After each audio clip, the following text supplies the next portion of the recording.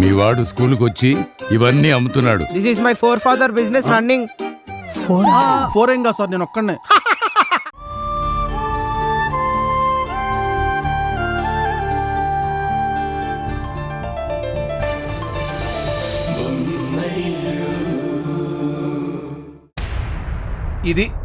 ఇది సాక్ష్యం అంటే ఇలా ఉండాలి.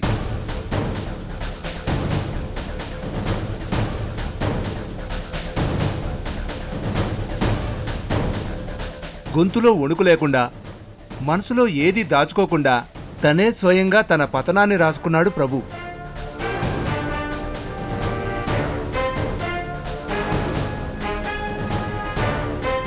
ఒక విత్తనం మొక్కవాలంటే నేల ఎంత సహకరించాలో, ఒక కేసు గెలవాలంటే సాక్ష్యం అంత బలంగా ఉండాలి.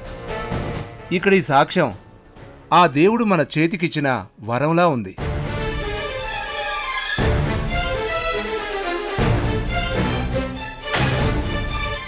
ఇప్పుడు ప్రభు చెప్పిన నిజాలు విన్న తర్వాత మురారి మీ బాబు అని న్యాయస్థానం ముందు నిరూపించడం, తిరిగి మీ బాబును మీ ఇంటికి తీసుకురావడం చాలా సులభం.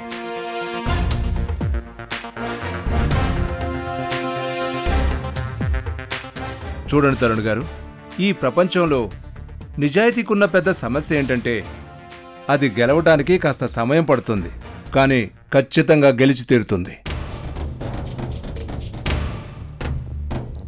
అలాగే ప్రభు ఎన్ని డ్రామాలాడినా దాన్ని ఎదుర్కోవడానికి మీరు అన్ని విధాలా సిద్ధంగా ఉండాలి.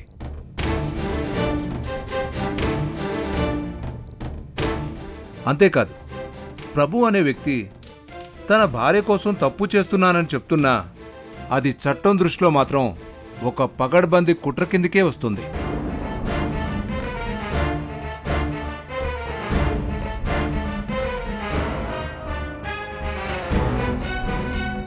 అందుకే మనం ఆ కుట్రను బయట పెడితే ఇక మనం దేని గురించి వరీ అవ్వాల్సిన అవసరమే ఉండదు. లాయర్ గారు, తొందరగా నా కొడుకు నా దగ్గరికి రావాలి.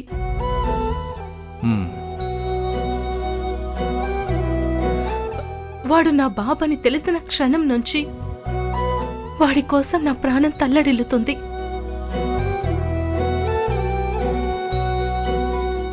వాడు నన్ను చూస్తూ పలకరిస్తూ నవ్వే ఆ చిన్ని నవ్వు కోసం, వాడు నా చేతుల్లోకొచ్చి పడుకునే ఆ వెచ్చదనం కోసం నా ప్రాణం 1000 కళ్ళతో ఎదురు చూస్తుంది.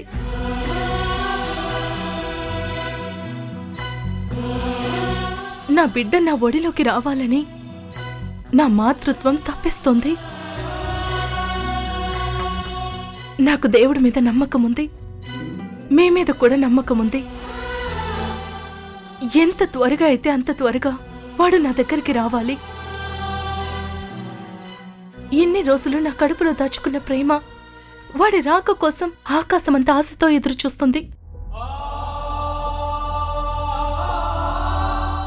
విన్నారు కదా లాయర్ గారు, మనం ఎంత త్వరగా వీలైతే అంత త్వరగా ఈ కేసుని గెలిచేలా చేయాలి. వీలైతే ఒకే వాయిదాలో మొత్తం జడ్జిమెంట్ కూడా వచ్చేటట్టు చేసినా పర్లేదు, కానీ బాబు ఖచ్చితంగా హారిక దగ్గరకు రావాలి. న్యాయస్థానం ముందు అది చట్ట ప్రకారం జరగాలి.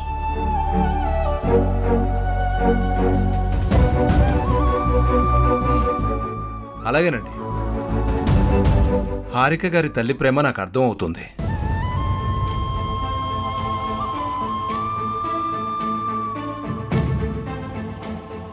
మన దగ్గరున్న సాక్ష్యంతో కేసు గెలిచి బాబుని అతి తొందరలోనే తరుణ్ హారిక గారి దగ్గరికి వచ్చేలా చేస్తాను. నన్ను నమ్మండి, నాది పూచి.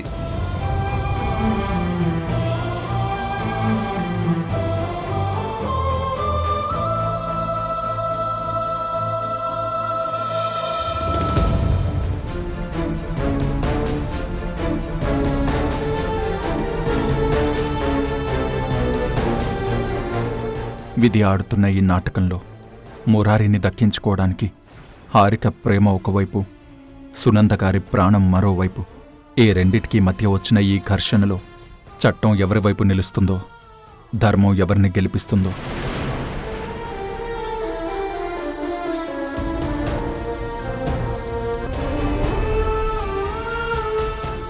ఓకే లాయర్ గారు, కోర్టులో కలుద్దాం. మంచిది.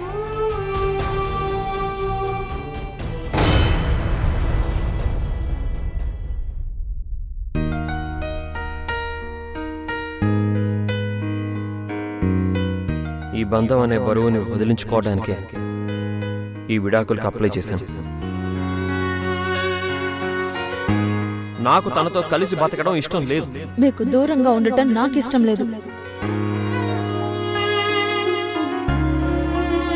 కానీ నేను లేకపోతే ఆయన మనసు ఒక్క క్షణం కూడా నిలవదని మాత్రం నాకు తెలుసు. అది ఆయనకు కూడా తెలుసు.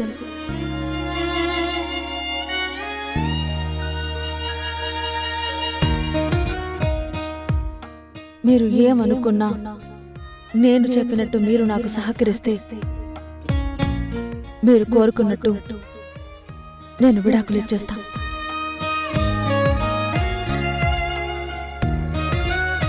ఉషా, నువ్వు కోరుకునే గడువుకి నేను అనుమతిస్తున్నాను.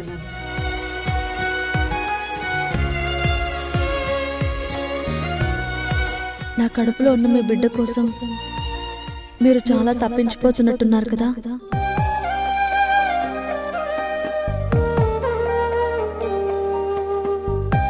నా మీద ఒట్టేసి చెప్పండి, నిజంగా మీరు నన్ను చూడకుండా ఉండగలరా? నన్ను మర్చిపోగలరా? నా నీడ మీకు దూరం అయితే తట్టుకోగలరా?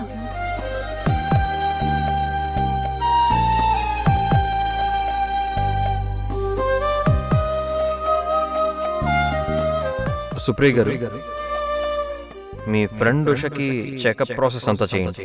నిజమా కలా, నిజమా కలా, నీ ఊహలే వాలాయిలాగా సాగేదెలా,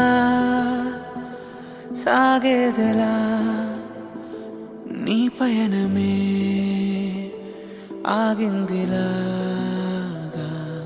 నువ్వు పంచిన నువ్వులు, పూచిన పువ్వులు, వంచనలిచ్చిన వేగా, వెలిగించిన వెలుగులు తొలగిన వేళే ముంచేస్తాయిగా. నిన్ను నమ్మిన ఆశను అల్లిన నీడను కలగా మార్చేసావా. నవ్వుతున్న నీ కళ్ళ వెనక నా మీద ఇంత కోపం దాగుందంటే నేను నమ్మలేకపోతున్నాను. నిన్ను వదిలేసి బతకడం అంటే ప్రాణం వదిలేసి జీవించడమే. నాకు తెలియగడుగుతాను, అసలు ఏంటో షాని ఉద్దేశం?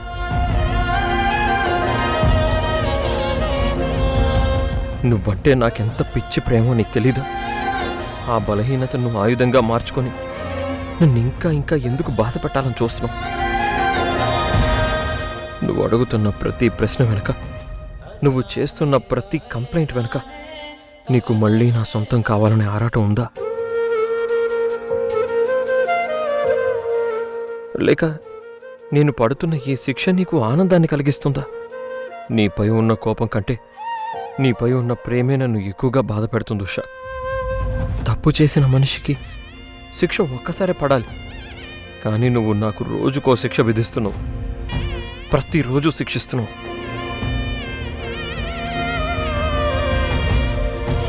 ఇలా శిక్షించడానిక నువ్వు విడాకులు వద్దు అంటుంది? అసలు ఎందుకు ఇలా చేస్తున్నావు? నా ప్రేమ నీకు భారమైందా, లేదా నా మౌనం నీకు చులకనైందా? ఒక్కసారి నా కళ్ళలోకి చూసి నిజం చెప్పు ఉషా, చెప్పు. నీ కోపం వెనుకున్నది నా మీద ద్వేషమా, లేక నన్ను వదులుకోలేక నువ్వు పడుతున్న నరకమా?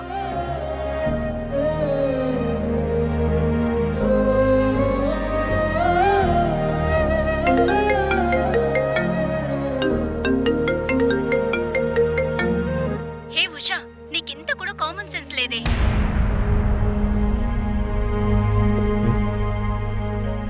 అరే, ఇది నా ఫోన్ కాదు, ఉషా ఫోను.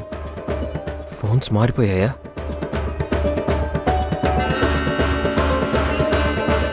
డిఫెన్స్ లాయర్గా నేనుండగా మళ్ళీ మీ బావ తరుణ్ గారు వేరే లాయర్ దగ్గరికి ఎందుకు వెళ్లారు? మాట్లాడకుండా అలా సైలెంట్గా ఉన్నావేంటి? తరుణ్ గారికి నువ్వు నన్ను రికమెండ్ చేయలేదా? అది సరేలే కానీ కేసుకు సంబంధించిన అసలు విషయం తెలిసాక నాకు చాలా బాధగా అనిపించింది. మురారి మీ హారిక తరుణ్ వాళ్ళ బిడ్డ అని, తన కన్న కొడుకు కాదని తెలియని సునంద గారు ఆ పసివాడిపైన చాలా ప్రేమని చూపిస్తుందంట కదా.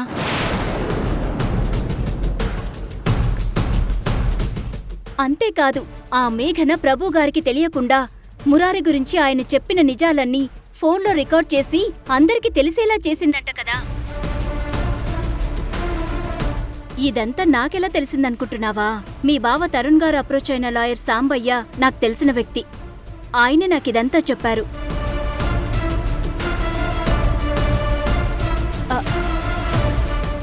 సరే ఉషా, నాకు వేరే కాల్ వస్తుంది, నేను మళ్ళీ కాల్ చేస్తాను.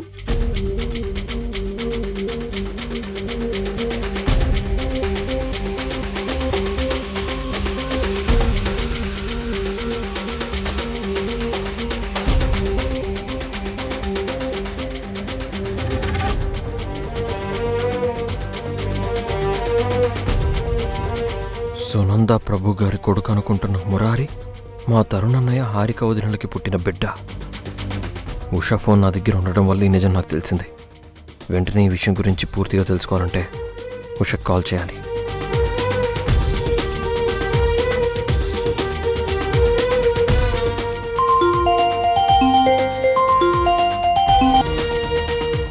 హలో, చెప్పండి. తెలివిగా ఇద్దరు ఫోన్లు బాగానే మార్చావు, కానీ అలా మార్చడం వల్ల ఇప్పుడు నాకు నిజం తెలిసింది. ఏంటి మీరు మాట్లాడేది? ఏంటా నిజం? మురారి తరుణన్నయ్య హారికోదనుల కొడుకు అనే నిజం నాకు తెలిసింది. అవునా?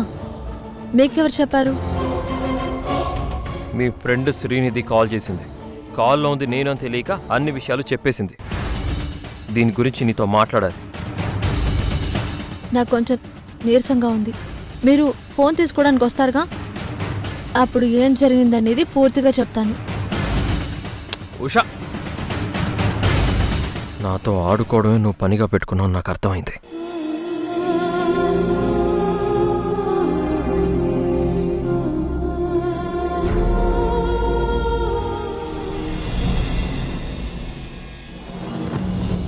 ప్రభు గారు, మురారి మీ సొంత బిడ్డ కాదని మీరే ఒప్పుకుంటున్నారు.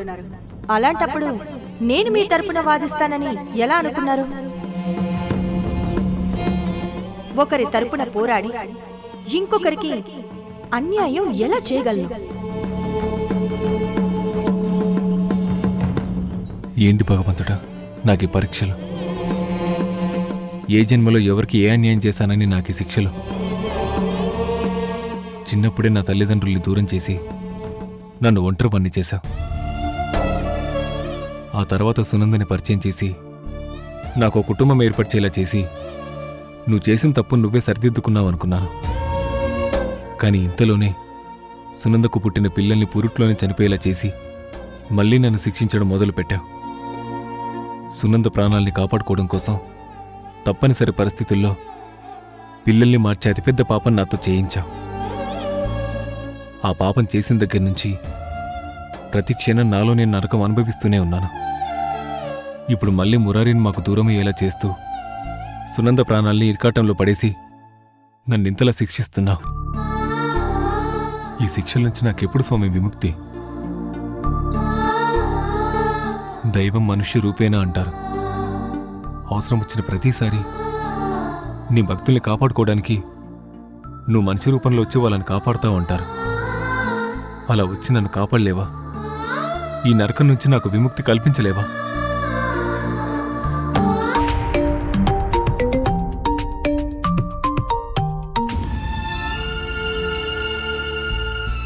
నీతో కొంచెం మాట్లాడాలి.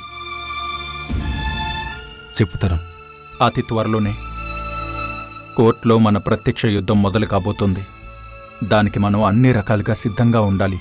ఈ విషయం నీతో మాట్లాడాలని కాల్ చేశాను. తెలుస్తారా? కానీ నా మనసుకి ఎంత ధైర్యం చెప్పాలని చూస్తున్నా అది నన్ను ఇంకా ఇంకా భయపెడుతూనే ఉంది. అందుకే నాకు కావాల్సిన ధైర్యాన్ని ఇవ్వమని, నన్ను ముందుండి నడిపించమని ఆ భగవంతుణ్ణి వేడుకుంటున్నాను. నీ బాధను నేను అర్థం చేసుకోగలను ప్రభు. నాకు ఈ యుద్ధం కొత్తగానే ఉంది. ఇంతకు ముందు కూడా నేను చాలా యుద్ధాలు చేశాను. కానీ ప్రతి యుద్ధంలో నా ఎదురుగా ఉన్న చెడ్డవాళ్ళని శిక్షించడానికి చేశాను. కానీ ఈ యుద్ధం నేను ఓడిపోయి ఎదుటి వాళ్ళని గెలిపించాలని, ఒక ప్రాణాన్ని కాపాడాలని చేస్తున్నాను. బిడ్డ మీద ప్రాణాలు పెట్టుకున్న ఒక తల్లిని కాపాడడానికి, నాతో పాటు నా భార్యని, నా కుటుంబ సభ్యుల్ని కూడా ఓడించడానికి నేను సిద్ధపడ్డాను. నాకు తెలుసు తరుణ్, నువ్వు మా కోసం చేసిన త్యాగాన్ని నేను అర్థం చేసుకోగలను. నా భార్య ప్రాణాల్ని కాపాడుకోవడం కోసం ఏ తప్పు చేయని మిమ్మల్ని ఇందులోకి లాగాను. ఇప్పుడు మీరు కూడా బాధపడేలా చేస్తున్నాను. నన్ను క్షమించు తరుణ్. ఇప్పుడు మనం ఒకళ్ళకొకళ్ళు క్షమాపణలు చెప్పుకోవడం వల్ల ఉపయోగమేం లేదు. మనం చేయాల్సిందల్లా ఈ సమస్యని ధైర్యంగా ఎదుర్కోవడమే. దానికి మీరు సిద్ధమయ్యి సునంద గారిని కూడా సిద్ధం చేయండి. ఇది చెప్దామని కాల్ చేశాను. ఉంటాను. అలాగే తరుణ్.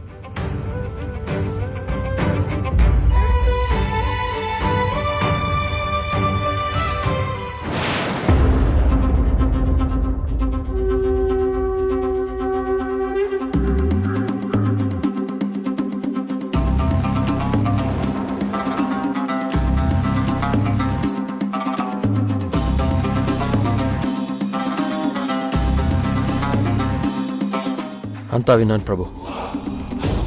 మీ పరిస్థితి నాకు అర్థమైంది.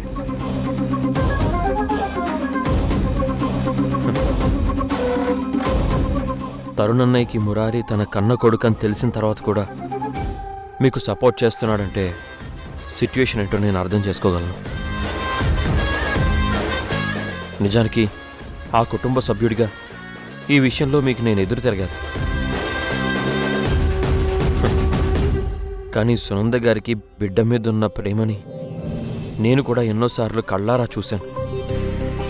ఆ ప్రేమని మనసుతో అర్థం చేసుకున్నాను.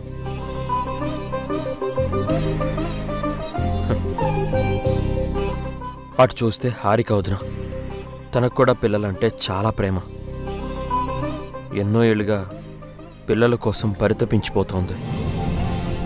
ఇటు చూస్తే సునంద గారు, ఈ ఇద్దరు తల్లుల్లో ఎవరికి న్యాయం చేయాలని చూసినా ఇంకొకరికి తీరని అన్యాయం జరుగుతుంది. ఈ సమస్యని ఆ భగవంతుడు తప్ప మరెవ్వరూ తీర్చలేరు. అవును కిరణ్, నువ్వు చెప్పింది నిజం. ఇది ఆ భగవంతుడు తప్ప మనుషులు తీర్చలేని సమస్య. నేను కూడా ఆ భగవంతుడిచ్చే తీర్పు కోసమే 1000 కళ్ళతో ఎదురు చూస్తున్నాను. కానీ ఒకటి మాత్రం నిజం కిరణ్, మీరు కావచ్చు, తరుణ్ గారు కావచ్చు, ఉషా గారు కావచ్చు, తెలుసో తెలియకో తప్పు చేసింది నేనే అని తెలిసినా ఆ తప్పు వెనుక ఉన్న కారణాన్ని అర్థం చేసుకున్నారు. మీరు తప్పు చేసినా నన్ను శిక్షించకుండా నన్ను కాపాడడం కోసం మీరు చేయగలిగింది చేస్తున్నారు. మీ మంచితనాన్ని, మీ సంస్కారాన్ని చూస్తుంటే నాకు ఆశ్చర్యంగా ఉంది. మిమ్మల్ని ఇంత గొప్పగా పెంచిన మీ అమ్మ నాన్నల కాళ్లకు దండం పెట్టాలనిపిస్తుంది. బాధపడకు ప్రభు. కాలం ఒక్కోసారి మనల్ని ఇలాగే పరీక్షిస్తుంది. నేను తెలుసో తెలియకో కొన్ని పొరపాట్లు చేశాను. దానికి ఇప్పుడు అనుభవిస్తున్నాను. కాలం పెట్టే ఈ పరీక్షల నుంచి ఆ భగవంతుడే మనల్ని బయటపడేస్తాడు. ధైర్యంగా ఉండండి.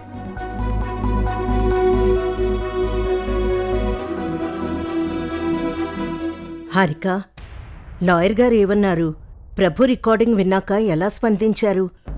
అప్పుడు బాబు గురించి నిజం చెప్పి ఇప్పుడు అది తన గొంతు కాదంటూ ప్రభు ఆడుతున్న ఈ నాటకానికి కోర్టులో ఎలా జవాబు చెప్తా అన్నారు? లాయర్ ఏం చెప్పారన్నది ముఖ్యం కాదత్తయ్యా. మురారి హారిక బాబు అన్న నిజం ఎలాగైనా నిరూపించి కేసు తొందరగా ముగించడం ముఖ్యం.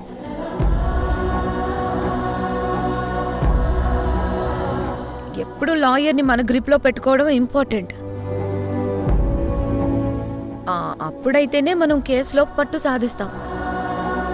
నిషా విషయంలో నేను ఇలాంటివి చాలా చూశాను.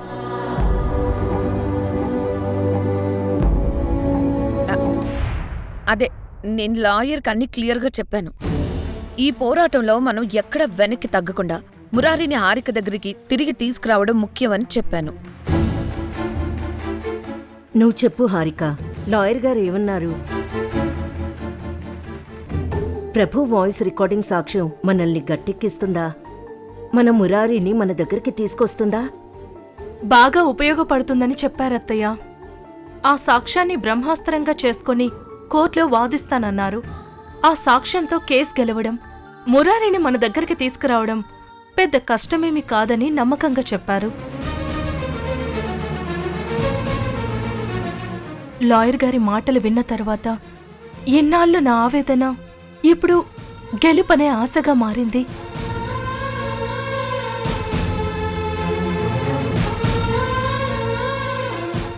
ఇంకొక విషయం అత్తయ్య, త్వరలోనే కోర్టులో కేసు హీరింగ్కి వస్తుందంట.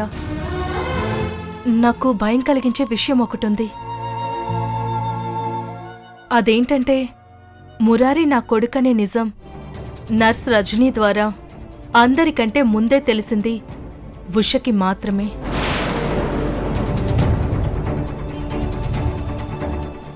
నిజం తెలిసిన ఉష ఒకవేళ కోర్టులో సాక్షిగా నాకేం తెలీదు అని అబద్ధం చెప్తే మన మురారి మనకు దక్కడత్తయ్యా.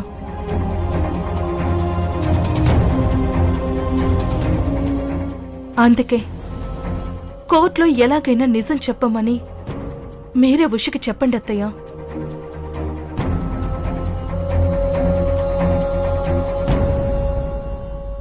తను నిజాన్ని నిజాయితీగా చెప్పేలాగా ఒప్పించే బాధ్యతని మీకే అప్పగిస్తున్నాను.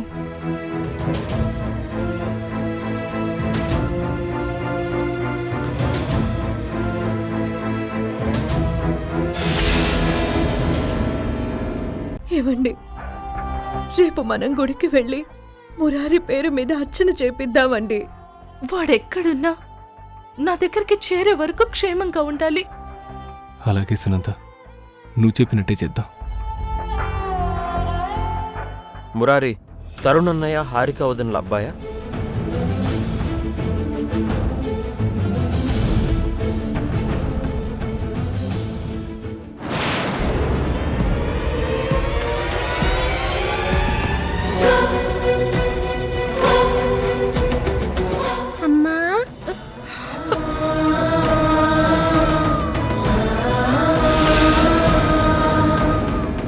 ఈటీవీ విన్ గుర్తుకొస్తున్నాయి, గుర్తుకొస్తున్నాయి, గుర్తుకొస్తున్నాయి.